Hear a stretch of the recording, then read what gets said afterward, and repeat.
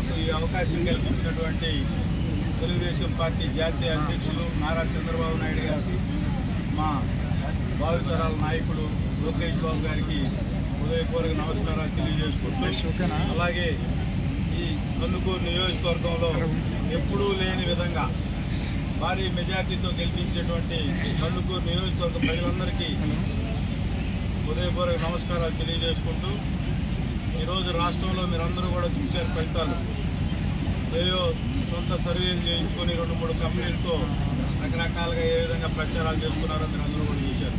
ఈ రాష్ట్రంలో ప్రజలు ఎప్పుడో డిసైడ్ అయ్యారు, ఒక రాక్షస పాలన అంతం చేయాలి, ఈ రాష్ట్రానికి మంచి రోజులు రావాలని చెప్పి అన్ని వర్గాల ప్రజలు ఈ రాష్ట్రానికి చంద్రబాబు నాయుడు గారు అయితేనే ఈ రాష్ట్రం ముందుకు పోతుందని చెప్పి నమ్మి తెలుగుదేశం పార్టీని ఎంత ఘన విజయం చేకూర్చినటువంటి ఆంధ్రప్రదేశ్ కుటుంబ సభ్యులందరికీ కూడా చేతులెత్తి నమస్కారాలు తెలియజేస్తున్నాం.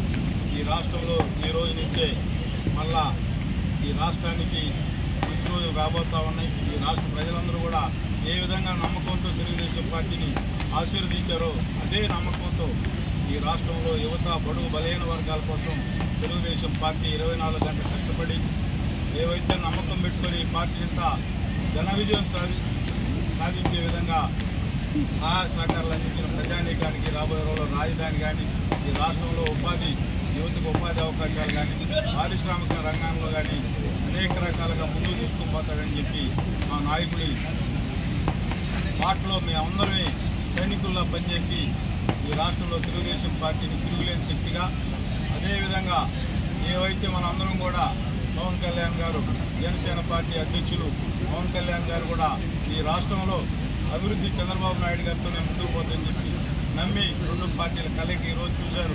బ్రహ్మాండంగా ఏ నియోజకవర్గంలో కూడా జన సైనికులు కానీ తెలుగుదేశం పార్టీ క్యాడరు బ్రహ్మాండంగా పనిచేశారు. కాబట్టి అలాగే బీజేపీ పార్టీ కార్యకర్తలు అందరం కలిసి ఈరోజు రాష్ట్రంలో కలిసిమెలిసి పనిచేయడం వస్తే ఈ ఫలితాలు రావడం జరిగింది. తప్పకుండా రాబోయే రోజుల్లో కూడా అందరం కలిసి ఈ రాష్ట్ర అభివృద్ధిలో ముందుకు పోతామని చెప్పి తెలియజేసుకుంటూ సెలవు తీసుకుంటాం.